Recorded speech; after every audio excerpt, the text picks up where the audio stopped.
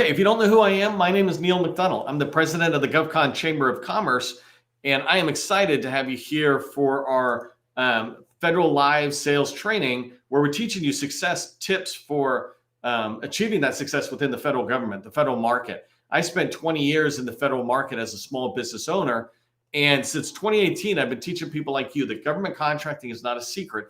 It's just a process. When we follow the process A to Z, we're going to have predictable, repeatable results.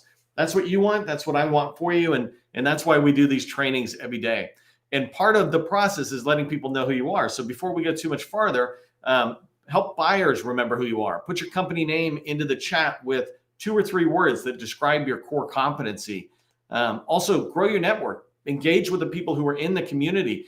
The people who are in the chat with you right now, or in the commenting, et cetera. These are other people who are in the government contracting community. And that's a fantastic value add to these trainings, is that we just keep bringing in more and more people. Actually, as we move into 2023, we're going to significantly increase it up by trying to invite, a bunch of new people in as well, to get more people aware of the training we've done. We've done over 200, 180 of these live, 180 plus of these live, but over 200 trainings this year. That's fantastic. And along the way, there's been so many of you, hundreds and hundreds of you who have been coming in. And so make sure you engage in the community. Last thing I want to say is just thank you to the sustaining members of the GovCon Chamber of Commerce. We could not do this without you, so we really appreciate your support. All right, today we're going to be talking about how to write a blog for federal buyers, or how to write a blog for federal buyers that they actually read, right? So let me just pull up my notes. As you move forward, right, if you want to earn $100,000, $1 million, or 10 million more, you need to make sure buyers know, like, and trust you, right? That's something you hear out there sometimes in the industry. I say it over and over again, is that people buy from those they know, like, and trust. And as it relates to blogs, and using blogs as one way to help people get to know, like, and trust you, this is called social selling. Basically, we're trying to put ourselves where the buyers are looking when they're out there doing market research and trying to understand the requirements or understand who could perhaps do the work. And when we put content out there like blogs, it's serving a need that these buyers have, these market researchers have. They want social proof that you're a subject matter expert in the area that you say you're an expert at. They want that social proof so that they can trust you. Right? If they're going to know, like, and trust you, knowing is just being visible. I call it being findable. You need to make sure your company is findable. And by the way, when I say you throughout any of my training, I'm talking about either you individually or you collectively, the company, right, that you represent. I just use them together. So you fit it in, but you might not be a cybersecurity SME, but your company is, because that's what you sell. So I just use you interchangeable, but I'm talking about you.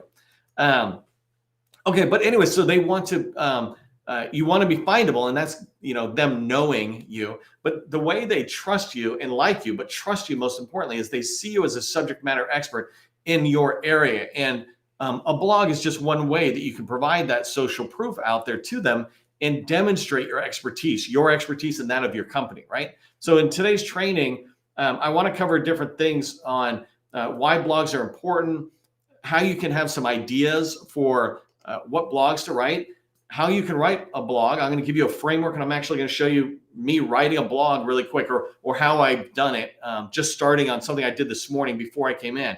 So I wanted it to be that fresh, and I can show you how I did that. And the last thing is, how do you get that blog out in front of people so they see it? You're not going to write one blog and all of a sudden you're going to 1,000 people coming in, but you're going to keep doing this, and you'll have this inflection point where I don't know if you've ever seen it. I don't have a picture of it, but if you were yesterday's training, we had this sales curve, and this idea that sometimes people think when you, like, if this is the plane like that, when you start doing something here, sometimes we feel like it's just going to start going up. We're going to put the effort in, we're going to start seeing success or progress, but that's not really it. A lot of times you go like this, and then it zooms up, right? So that inflection point where you have to do a certain amount of work before it starts taking off. It's the same thing like my teaching my boys how to play jacks, right? Where you bounce a ball and you pick up some jacks off the ground. And I was telling them, because the ball is so small and the hands are, 8-year-old hands are still trying to figure things out. I said, you got to, I don't know if this is the best way to describe it, but I'm like, You suck until you get good. I suck at something until I get good. I'm no good at it until I get good. And that's just skill development. Well, skills, the minute I start trying to catch that ball, as an example, I don't all of a sudden become better. I miss it like 1,000 times. But then at some point, after 1,050 throws or bounces off the wall to try to grab it again, I start catching it. So now the progress is coming in. And blogs are kind of that same way. A lot of activities, but blogs in particular for today, they're that same way, right? As you do more and more of them, you're going to get and reach more of your buyers. But we want to think right from the beginning, how can we put the content where the buyers are going to see it? So I'm going to talk about that. Let's start with why blogs are important. Just 4 reasons that I wanted to say why they're important as it relates to federal buyers in particular, right? You could go online and you can find a lot of different people have a lot of different lists on why blogs are important. But one thing ties right into what I was saying earlier. They demonstrate your expertise, just flat out build trust for your company, because people look in, they read it, and they go, this person knows what they're talking about. Another reason that blogs are important is that they're always on doing what I call passive marketing. If you wanted to sell to a buyer, you have to go out, knock on doors, right? But of all the potential buyers you're going to reach, of all the potential sales activity that's going to happen, 99.999% of it is passive. It's happening without you. It's your website, it's your LinkedIn profile, it's your capability statement, it's the a referral, a word of mouth, it's CPARs, it's all these things is the 99.99%. And really what you can do when you go out and knock on a door is just 1% or less, right? A percent of a percent type thing. And so, as you go forward, when you have a blog out there, it's just one more thing saying, hey, look how great we are and we can help you, right? It's not a sales pitch. It's a demonstration of expertise pitch, if you will.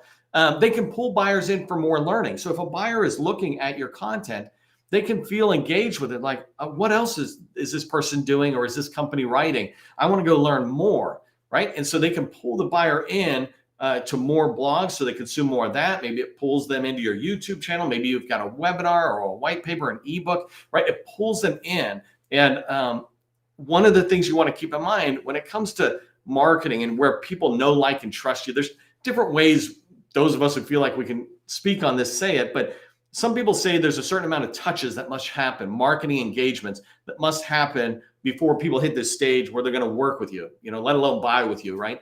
But even have a conversation with you. And so the touches could be like 20, or I used to say 60.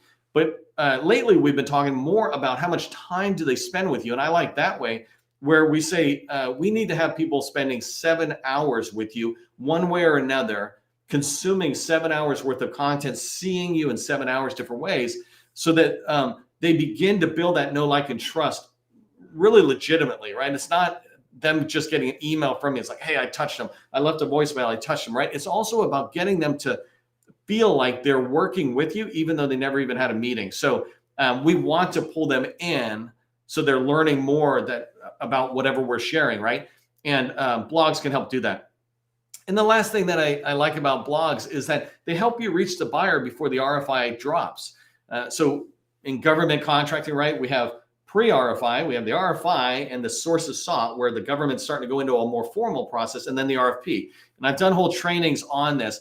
And what you want to do, and we all say the same thing, you want to shift left. You want to be engaged with the customer as early as possible in the discussions about their needs, their requirements, what they want to buy, maybe even before they know they want to buy it, right? So the earlier you can talk to them, the more influence you have on them in the shaping of the requirements, and the more competitive advantage you have. So when you write a blog, you're able to reach buyers as they begin to read some of your blogs and start trusting you, right? Then they're going to be able to keep coming back and say, well, this is the person I'm learning for. Shoot, I should go call them and schedule a meeting.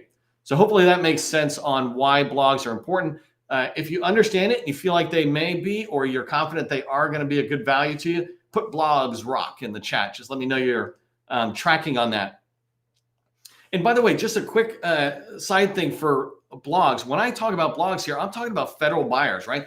I'm not talking in general. I'm talking about how can you use blogs to make win more contracts, make more money in the federal government space. So I don't care about all this fluff stuff. I have no interest in you talking about random things in your blogs. What I want to convince you to do is to use a blog as a way to demonstrate your expertise. I should not have to go in to meet with anybody ever to demonstrate my expertise.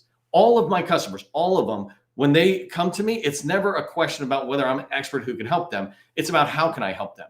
And there's many other people I know where I can look to them, and because they do so much social selling, they're out there constantly, that people can look and go, oh, that person knows what they're talking about. I was just trading messages back and forth with a guy named Mark Amtower, if you don't know him, but he's been in government contracting for a long time. No one looks to him and go, hey, do you know what you're doing? Right? They say, hey, you know what you're doing? Can we talk? And that's what I want for you, right? People are coming to me, coming to Mark, coming to others. I want them to come to you that same way about what your business sells. You don't want them coming to you saying, hey, how do I do a contract vehicle, right? You want them coming for your core competency, which is the next thing I want to talk about. So in here, when we think about writing blogs, you want to come up with ideas. And I'm going to try to move through pretty fast because, again, if you haven't been here before, I tend to take several hours worth of content and shove it right into a 30 minutes and try to find the gems for you. But it easily could be a course on here. But I want to give you ways that you can come up with ideas for writing blogs, because sometimes people struggle with it. But it really could be so easy if you're if you focus on your core competency, right? I asked you in the chat, put your 2 or 3 words that say, this is my core competency. So when you think about a blog, part of the idea of a blog is you want people to keep coming back to it for the same reason. I was just trading an email with somebody, Christoph, who, and I have his book, and sorry, Christoph, can't remember your last name. Somebody put it in the chat if you remember. But he and I were trading messages. His core competency is in government contracting, but it's niched down, right? I don't want to speak for him completely, but he definitely is a far expert. Where my niche in government contracting is sales. I want to focus on how do you make more money? How do you do business development, capture, get in the door, things like that, right? That's the whole purpose of the trainings I do, the whole purpose of the workshop I use when I work with customers. You want to have that same thing, right? You want to be known for one thing, and your blogs will speak 100 different ways about that one thing. I've done 200 videos about sales in the federal government this year alone. That's huge. You don't have to do it at that level, right? That's a whole different crazy way of going at it that we do. But you can move forward. So today's example, I'm going to use cybersecurity. I'm going to say, my company is cybersecurity. In particular, we want to be known for one thing, zero trust. When you got a question about zero trust, federal buyer, come to us. Because if you don't know this, zero trust is this buzzword that'll be around for 10 years and everybody's moving forward and there's a lot of activity around it. That's a great marketing sales buzzword to be on. And then you tie your business around it. But anyways, zero trust, that's our activity. So when I think about how can I come up with ideas, first thing I might look at is, so write this down, right? The first step that you would do to come up with ideas, once you know zero trust, right? This is our core competency, is you go through a brainstorming exercise. And the quickest way to go through a brainstorming exercise, you see the whiteboard back there. I love the whiteboard, but just do the who, what, when, where, why, and how, right? Who are the key players in zero trust? Who are the top vendors, right? What is zero trust? There's so many things that I could go into zero trust as what is zero trust in this area? What is zero trust in this area? And I'll show you in a minute a whole document that gives me even more ideas, right? Who, what, where should I apply zero trust? Like when I have the where thing, it's not about Kentucky or whatever. It's like, well, you should do it on the perimeter and you should also do inside. And I'm not trying to make you a zero trust expert, but I can use the word where to come up with a couple of ideas. Why should I do zero trust? I could write 5, 10, 50 blog posts alone on how zero trust will protect our network. It'll reduce our costs from waste, fraud, and abuse, or it'll do this, it'll do that. But using just those 5 W's and an H, you can move forward. When you talk about how do I do zero trust, I could write easily, and I don't even know zero trust the way that somebody who's in cybersecurity should know it, but I could easily write 20 zero trust how blogs, right? How do I get started? How do I convince people that zero trust is important? How do I migrate from this area to that area with zero trust? How do I consider zero trust when we're standing up new programs or new applications? Things like that, right? And so you want to look at your own business and ask those 5 W's and 1 H. Another way that I love, and I'm going to show this in the example, so I won't talk long, but look at the government. We're in the federal government. Look into the government. What are they sharing? Right? In my case, related to zero trust, what are they sharing out there? Are they putting out new documents, strategic documents, which I'll show you? Are they putting out new policies? Are there people saying, hey, this is what we're doing in this agency, and you might learn from it? Looking in there and seeing what they do can give you ideas, and you can repurpose some of what they do. And I'll talk about repurposing in a second. I'll show you repurposing in a second. And the last one is, look to industry partners. I can look at an industry partner for zero trust. There are hundreds of zero trust companies. Keep this in mind, right? Not only is it a great boon for me to be able to find content because there's all these companies out there that are doing zero trust, but imagine how the federal buyer feels when they look at this just hundreds and hundreds of companies that are doing zero trust. Which one do I go to? How do I know who's doing it the right thing? Who's saying the right thing? Well, you're the expert. Go in and look at these 100 companies and turn back to the agencies, the federal buyers, and say, hey, from my expert opinion, this is what you need to pay attention to. This company here is spot on. Go look at it. Hey, here's a comparison among these 5 companies, which we consider the top. All that kind of activity you can look in. Plus, you can look into those companies and repurpose content. And so let me show you a quick example. There's a guy who is on our call right now, Jim. Blogs Rock, Jim. So Jim Barry is on our training right now. Great guy.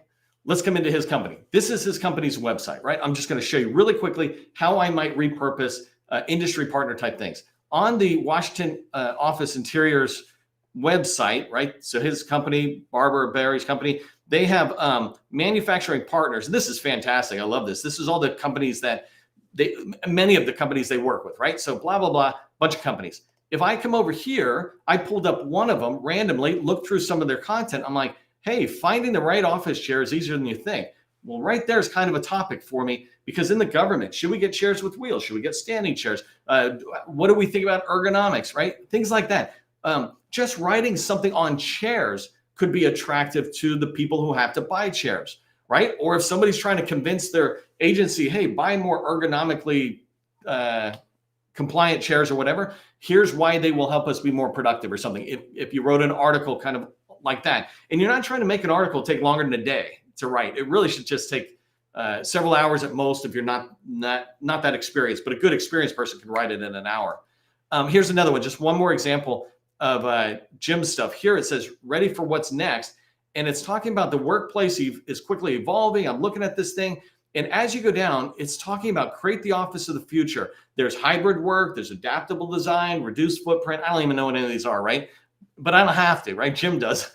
And I can come down and I can start looking at this. When I look at employee expectations right here, right there, that begins to be benefits. What are the top 5 benefits of doing something the way we say? Well, you'll have safety and cleanliness. You'll have a dedicated, people have dedicated individual workspaces, which make them feel more productive, blah, blah, blah, blah, blah, right? And so in just one person in our community, looking at his site, I was able to look at industry partners that they're working with, and I'm able to see that there's, what am I able to see? I'm able to see there's all sorts of ideas.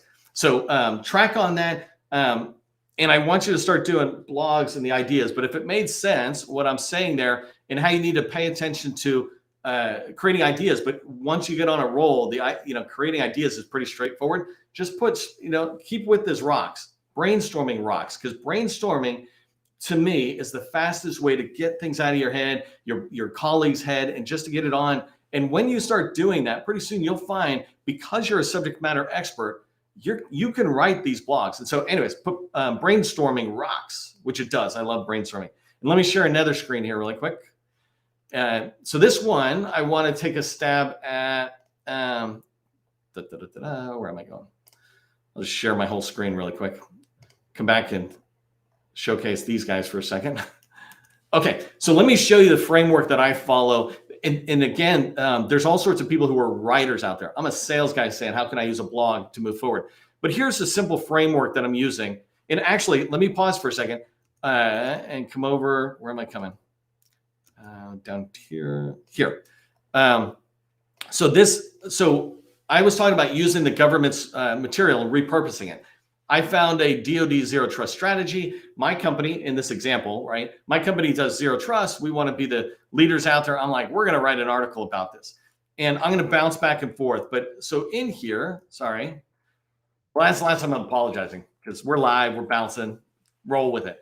So in here, as you read this, I'll just tell you, I looked at the title page and they wrote it in November 2022. So I'm starting with, hey, in late 2022, DoD released its zero trust strategy. And then I'm like, well, what does it do, right? What does it really do? And then I wrote this sentence that says, providing guidance to DoD agencies for advancing zero trust concept practices. And this is the part I like, right? Which will have meaningful and measurable cybersecurity impacts on Americans' adversaries. And in this article, we explore 4 aspects of this strategic document. I wrote that in a few minutes doing this. So I came back here. The first part of the sentence came from the title page. I'm like, okay, they wrote it in late 2022. Then I came down, and this is the part I love when I look forward. I just start reading their document, and somewhere in here I'm looking for, which I'll show you in a second. Well, it didn't really do it, so hold on. Let me zoom in so it's easier for you to read. I'm still on that first page, but somewhere down here they always have what was the purpose of this document. And so it says right here, this zero trust strategy, the first of its kind, right, is providing guidance. And it gave me that sentence right in here. And then down here, zero trust capabilities and activities, which will have meaningful, measurable cybersecurity impacts. And by the way, I'm not worried about plagiarism or anything because I'm saying I'm writing a blog about their document. I can lift whole things and put it in, and I'm totally comfortable doing that because I am in no way saying that's my stuff. I'm saying right here in this article, we explore 4 key aspects of this strategic document. We're not saying we're coming up with zero trust. We're saying, do you know what's out there in this document? And then let me show you how I got those bullets, right? So in this document, I'm coming down. I'm going to go through this stuff. There's a couple other stuff, and I'm getting to, that's all good, but I want to go faster. And I got down here to the table of contents. And right here, you look at it, there's some interesting things. But what caught my eye is Appendix A, B, C, D, and all of them just said DoD Zero Trust. That sounded good. And then it was capabilities, activities, capability roadmap, and strategic execution milestones. And so I went back here and I said, let me write those down. And that's my opening. And because I was able to do that, that leads to the next section, which is the body of the framework that I would write for a blog, right? And so here I put in the 4 bullets that you see at the bottom, and I added one more in, zero trust strategy. Why should it matter to you? And the reason I put that in is because my audience is a federal agency, in particular DoD Command. Why is it important for you to pay attention to what headquartered DoD just put out, right? The top level DoD just put this out. Why 5 streams down, echelon 3, 4, whatever? Why should you pay attention to this? And so in there, I want to put my opinion, my recommendation on why they should pay attention to it. And I guarantee you, I'm not going to have to think that hard because in that article or in that document, DoD is probably telling these people why they should consider it. So I'll just summarize it into what I call 3rd grade language. I'll tell you about that in a second. And in easier to read stuff, right? People are not going to read pages of information. They just don't do that anymore. And so your blog, and it doesn't have to be this massively long thing. Your blog is designed, this blog in particular is designed to give them a quick summary, not an executive summary, but more of a social media summary, driving them to one of 2 things, to either the document itself to learn more or to me to learn more, right? And so that's why I want that why it should matter. It's telling them what's important. I'm not going to go into these things because we're not going to have the time, but basically I would go into the document, see their highlights, put it in here. I might even screenshot pictures, just showing you really quick. Let's just go down really. Come on, show me something like this, right? I see that DoD Zero Trust pillars. I would absolutely capture that, pull it out, put it into my blog, and on the caption, just say, like source, whatever the right way to do it is, but basically just source DoD document, page 52 or something. But that kind of pops your blog out a little bit more. Last couple of things on the framework is if you're looking for more information on DoD's cybersecurity or zero trust strategy, what I would do is I just have a framework in mind that I want to put some links for further research. And so there are some links from the source document. Again, I know I'm moving really fast, but check it out. DoD gives me what I want. So if I come in here, this is an Appendix E, and let me zoom in really quick. Right here is this thing called Software Modernization Strategy, February 2022. Well, that's a relatively new document, right? All of these documents are important, but that might be one I pull out. There's another one here that's the Cybersecurity Reference Architecture. I might pull that out and put it in just as a way to give this a little bit more meat and link back to DoD. And then I did a quick Google search for the Department of Defense Zero Trust. And if you come back here, hey, Jim, you come back here. Oh, there's the document I was talking about. But Here, all I said was Department of Defense Zero Trust, and then I put in site:/.mil, means I'm only getting information back from theoretically Department of Defense, Navy, whoever pages.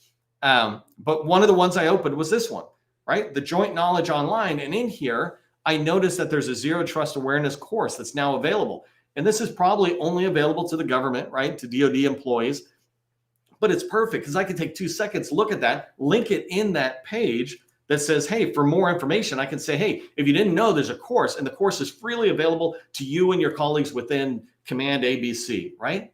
So that's good stuff. And the last thing is, for more information about us, if you'd like to learn about Neil McDonald and neilmcdonald.com cybersecurity or whatever, right? Here's some information. We can explain this strategy more with you, talk about how it could help with you. If you'd like to talk with us about Zero Trust in particular, we'd love to come in and have a conversation. What you're doing is minimizing the sales pitch down to the bottom. 99.9% of your blog is giving.